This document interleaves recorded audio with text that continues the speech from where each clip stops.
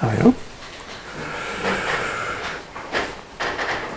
Bueno, pues vamos a hablar del tema este que hoy corresponde a estas zonas de sustentación y de sujeción de la articulación que nos han mencionado. En sí está orientado como la patología no articular, porque vamos a las partes blandas, por decirlo de alguna manera, que antes ya han mencionado, que serían los tendones y los músculos,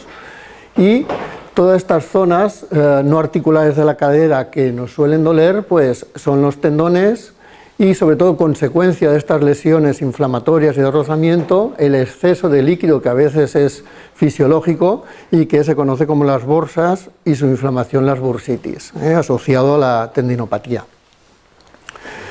¿Qué es lo que no duele en la cadera que no sea óseo? Pues a veces son dolores referidos que tenemos de zonas de estructuras colindantes. Por ejemplo, la parte posterior, que es de la que no voy a mencionar y que sería un diagnóstico diferencial de dolores posteriores pseudociatálgicos, ciatálgicos o de irradiación distal y que están lejos de la cadera, pero que también podrían estar relacionados, son los dolores de lumbalgia, de musculatura de intersección lumbosacra como el cuadrado lumbar, zonas glúteas importantes pero más mediales como el piramidal, lesiones articulares de la cadera pero posteriores como la sacroiliaca,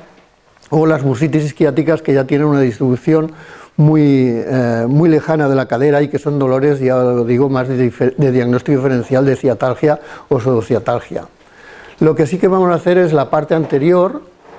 y la parte lateral. La parte anterior, que ya nos han mencionado, el psoas, un potente músculo que nos nace de las estructuras lumbares, por decir algo, de la columna lumbar, que nos pasa por delante de la pala ilíaca, como retorciéndose, y va a insertarse al trocánter menor. Es el único músculo que se inserta en el trocánter menor de la extremidad inferior, es decir, de la columna, rodea la pelvis y va para el trocánter. Tiene esta longitud y esta potencia tan importante y a lo largo de su recorrido puede dar muchos problemas, tanto musculares como en sus zonas de inserción y en las zonas de rozamiento que son las bursitis y las tendinopatías. En la parte lateral y lateral posterior, por decirlo de alguna manera, tenemos características clínicas muy frecuentes que son la patología de los glúteos y sobre todo el glúteo medio, sus inserciones en el trocánter y los componentes de estas zonas de fricción y de líquido fisiológico o no fisiológico que se inflama y dan estos dolores típicos conocidos como bursitis trocanterea, trocanteritis, síndrome del trocánter o con otros nombres parecidos y equivalentes. Es decir, vamos a ir a la parte anterior y a la parte lateral y empezamos con la musculatura, esta musculatura potente que tiene que sustentar esta articulación, y los músculos de la parte posterior pues sí que son los glúteos, el medio, el menor, el piramidal, que es el que he dicho que no vamos a hablar, y por debajo hay una equivalencia, como si fuera la simetría, el eje simétrico, el piramidal, por encima tenemos los glúteos y por debajo tenemos los géminos y los obturadores, que también tienen la misma función, pero por la parte baja, que son los que se insertan más horizontalmente en el trocánter, y los de arriba que tienen una tracción, una tensión más larga desde la cresta ilíaca y toda la pala ilíaca posterior hacia el trocánter. Este sería un trayecto simulado de lo que sería el nervio ciático, donde descartaríamos todas estas molestias de estas zonas del eje que hemos dicho, del piramidal para abajo, que nos darían pseudociatalgias o dolores típicos diferenciales de lo que podría ser un dolor ciático o una distribución de territorio ciático. Lo que sería un dolor de cadera, estaríamos en la parte superior del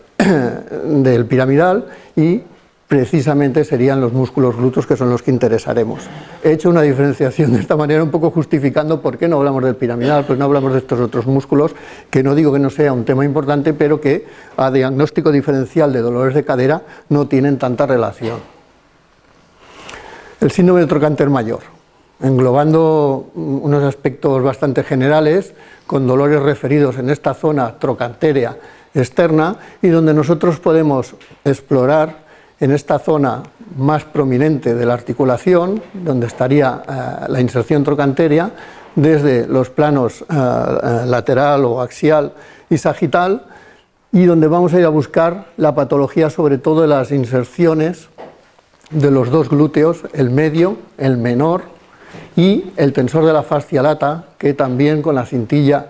iliotibial es una prolongación de este músculo tensor de la fascia lata y que recorre desde la cresta ilíaca hasta por debajo de la rodilla una zona de estructura de tensión lateral importante que hace que se estabilice tanto la cadera como la rodilla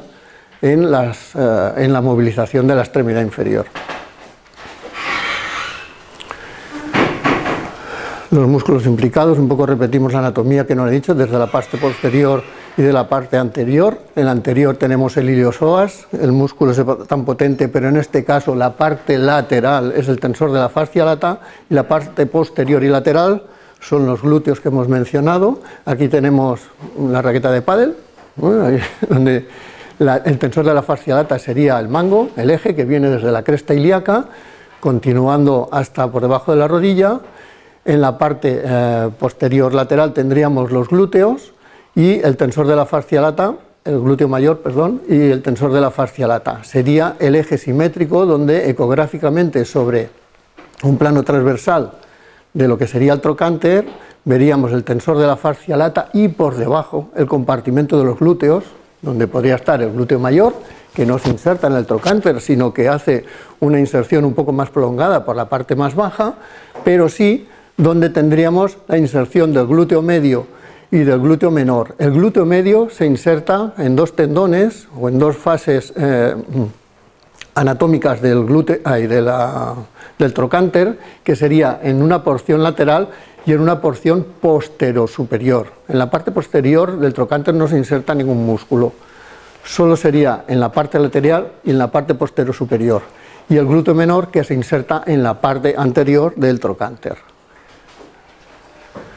Un poco representado de esta manera, aquí tenemos una exploración longitudinal sobre el eje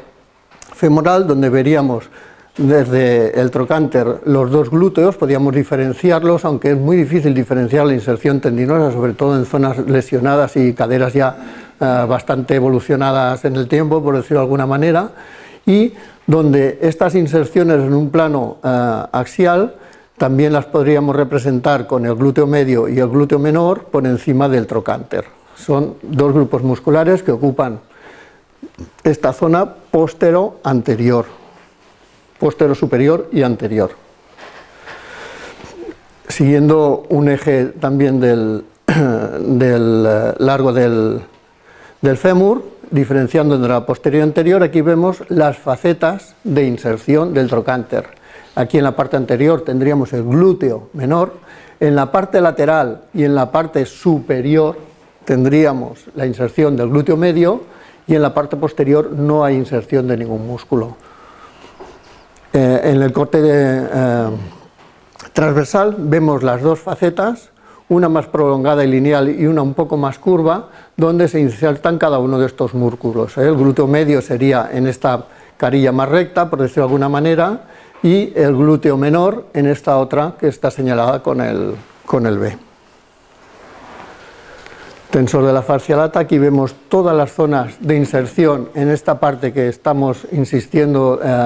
trocanteria, y donde las bursas, donde podríamos encontrar algo de líquido, pero excesivamente de irritación de estos tendones en esta inserción, son los que provocan las trocanteritis y lo que provocarían las bursitis. Veríamos aquí las bursitis en la A, donde son localizadas en la inserción del glúteo menor en la parte anterior,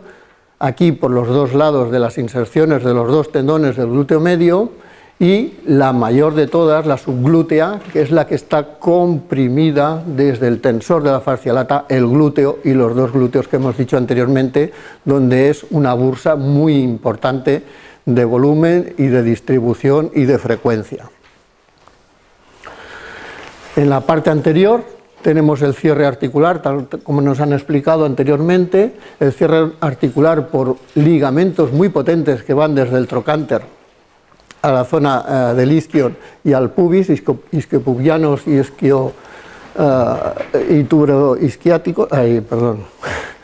trocanteroisquiáticos y trocanteropubianos, pero que son anteriores, son muy potentes y que entre ellos es donde aflora el líquido que causa las bursas. y sería la bursa anterior del iliopsoas la más frecuente en este caso, que tiene mucha relación anatómica con lo que nos ha explicado del bloqueo de la articulación y que aquí es donde la veríamos. En una exploración sonográfica longitudinal tendríamos aquí el iliopsoas con la parte, esto sería la cabeza femoral y el acetábulo, con la parte músculo-tendinosa, y aquí en la otra proyección también tendríamos la zona que es en el receso anterior donde tendríamos que hacer el depósito, según nos han indicado, del anestésico local o el agente terapéutico intraarticular. Es en esa zona y en la parte superior del iliopsoas donde encontraríamos las bursas en esta distribución anatómica del iliopsoas en el receso anterior. La exploración transversal, también con la misma zona, donde aquí tenemos que tener cuidado con los abordajes con la arteria circunfleja que está por encima del espesor del iliopsoas y que la tenemos que buscar, y el paquete neurovascular en según qué proyección, tal como nos han indicado anteriormente. Este sería un abordaje a la zona del iliopsoas donde podríamos encontrar una bursa y donde podríamos llegar también a la zona articular del receso anterior. El glúteo medio, dentro de los músculos, ya no de los tendones, es muy frecuente, es una patología muy frecuente y a veces difícil de diagnóstico si no se piensa en que puede existir, con dolores por encima de la cadera, laterales y a veces posteriores, y que tienen unos puntos miofasciales de exploración muy positivos y que si los exploramos y los tocamos desde cresta ilíaca hasta la zona de inserción encontraremos varios de ellos y podemos pensar que tiene el paciente el dolor es tributario del síndrome del glúteo medio. Aquí tenemos una exploración sonográfica sobre la pala ilíaca, buscando un poco más lateral y más superior a lo que sería el espesor del glúteo mayor. Buscamos por debajo del punto más alto de la cresta ilíaca con esta exploración sonográfica y donde encontraríamos el espesor del músculo del glúteo medio, donde podríamos hacer una administración de un anestésico local con un antiinflamatorio. Pero bueno, está puesto porque yo lo había puesto, pero en teoría más que nada eran las patologías tendinosas y de las bursas. Vale, gracias.